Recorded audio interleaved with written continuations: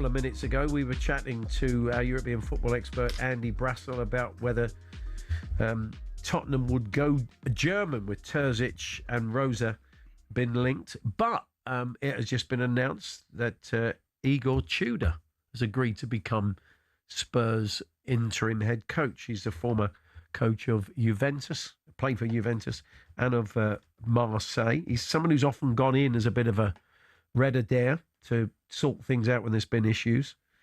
So that will certainly be the role here. He's somebody who likes three at the back, and Tottenham have certainly looked better with three at the back recently. But they do have a lot of injuries, so he comes in at a difficult time with Arsenal as his first game in charge. And the players got 5 days off, so they'll be back on Monday. And I think they're going to have a tough week because he likes a high press and he's a very demanding manager. At least he's got time to, implement his ideas. He's got a week. Yeah, well, that's better than Rossini had nothing. So a lot of them come in and they've got no time, and it's just play, train, play, rest. Whereas he's got this time. That make a difference, I think. Yeah. So that is the word that Igor Tudor will be coming in as Tottenham's interim boss. I mean, I'm guessing with a view to doing a good job, doing a Michael Carrick. Yeah, and giving him a chance of a full-time. It buys them a bit of time if Poch is available and they want to go down that route, or see who else is available. Glasner, there's a lot of good managers going to be available in the summer. Let's have a chat with Ben Jacobs. Good afternoon, Ben. Good afternoon. So this seems to have. I mean, there was a story about half an hour ago that this could be in the offing, and here we are. It looks like it's done. He's agreed to do it. He was only at Juve a few months ago, wasn't he? And when they sacked him.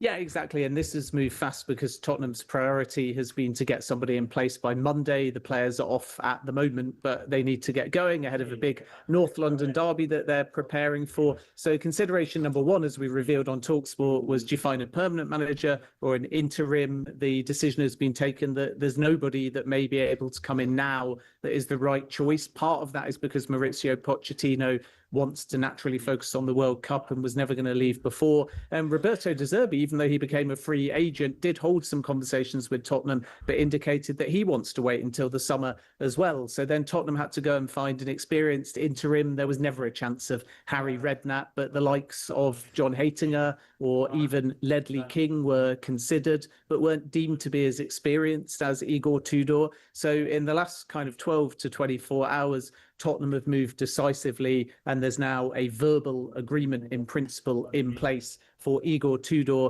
to join between now and the end of the season, but he is not seen as a permanent solution, which means Maurizio Pochettino and Roberto De Zerbi at this early stage remain the two front runners to replace Thomas Frank permanently. The problem with this is that footballers, what it's like when it's only an interim bloke. I mean, I know they don't always react like that, but there is a danger that they think, well, he's not going to be here in the summer. No. I mean, the only thing is their own sense of self-preservation. None of those Tottenham players are going to want you don't want relegation on your CV. And who knows? And we've seen, whether he's got the job permanently or not. If he does a great job, the fans warm to him, he works well with the board, they play a style of football. Who knows? It could be his job. Well, they could beat Arsenal 4-0. Yeah, I think it's probably fair to say, though, that Pochettino, De Zerbi are who at this stage Tottenham are waiting for. And the logic of Igor Tudor is very clearly just between now and the end of the season. They want somebody that can hopefully take Tottenham far in the Champions League. As you say, and a bit like Michael Carrick at Manchester United, although he is, of course, an ex-Man United player, if results go according to plan, if Tottenham go and win the Champions League, then Igor Tudor will turn around and say, put me in the process. And that's a great option for Tottenham to have. Yeah, but the thinking is effectively they need to put the permanent solutions, Thomas Frank, on ice until the summer, when there'll be a ton of names available, including from the Premier League, the likes of Andoni Iraola, maybe Marco Silva as well, depending on what happens with both of their contract situations. And of course, Oliver Glasner as well. So there's so many coaches, Enzo Maresca, Xabi Alonso, Roberto De Zerbi, all are free agents at the moment, but they're waiting until the summer. And then you've got all the World Cup coaches. Julian Nagelsmann could leave Germany. We know Thomas Tuchel's extended, and so has Carlo Ancelotti, but Pochettino will almost certainly leave America as well. So being rash now, just to find a solution predominantly for the knockout stage of the Champions League, was not something that Tottenham wanted to do. And this is why they've gone down the route of a very safe pair of hands. Because let's not forget, compared to, say, Haytinger or King or Defoe other than Redknapp, basically, who's got an incredible and very experienced CV, you've now got a manager that's been in charge of Juventus, Marseille and Galatasaray, and that's a good solution between now and the end of the season. You do sense the hand of Don Fabio here, don't you, Fabio Paratici, the former director of football who left only last month to go off to Fiorentina, because this does feel like Fabio Paratici has said, hey, I know a guy, because of his Juve connections. Yeah, I mean, people will make that connection. And of course, Paratici was inputting to the contingency plans before he left, because Tottenham started thinking about a departure of Thomas Frank in the latter part of the year. But Vinay Venkatesham, the CEO, and Johan Lang, the sporting director, are officially the people that have led this process. But I'm actually told that Peter Sharrington, who, unlike Daniel Levy, is only a non-executive director, and more importantly, Nick Bosher, who is not on the board but has the ear of all of the members of the Lewis family, those two, I'm told, played a very active role in this appointment as well. But you're absolutely right to make the Paratici connection, because when succession planning first began, Paratici was still a staff member at Tottenham Hotspur Football Club. I feel it doesn't matter who the manager is at Tottenham unless the board back him with Premier League ready players and sort out the medical department. That's for the long. Cannot be going through every season with 12 injuries. You know, we had this, and it is, you can sort it out. Chelsea have sorted it out, but it means resting players, not putting players in the red zone. You need a deeper quality squad. I mean, if you look at a squad like Arsenal, which is deep and has a lot of quality, they're still picking up injuries. Yeah. You know, you can never completely avoid. No, you can't avoid it completely.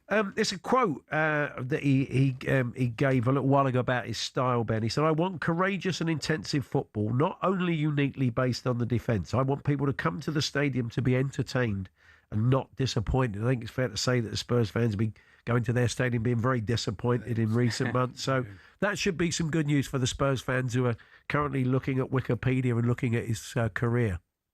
Yeah, I think that's true. So Igor Tudor's style tends to be quite front foot and very aggressive, extremely direct as well. He likes playing through the centre. He's happy for his midfielders not to go as wide, particularly when they don't have the ball. And he encourages kind of explosivity, which is compact through the centre, win the ball back. And then you suddenly see overloads and then players shifting towards the flanks. So this is going to be a very organised Tottenham team. His preferred formations tend to be 3-4-2-1 or 3-4-3. So we're likely to see a back three, but let's see what he determines based on who he inherits. And somewhat like Ange Postecoglou, not in demeanour or personality, but in philosophy, I should say, he is a bit gung-ho as well. So Tottenham fans should be treated to some entertaining football. Yeah. He currently doesn't have three fit centre-backs, really. I mean, he has two. He has Dragusin and Van de Ven. And, you know, 3 games still banned for Romero. So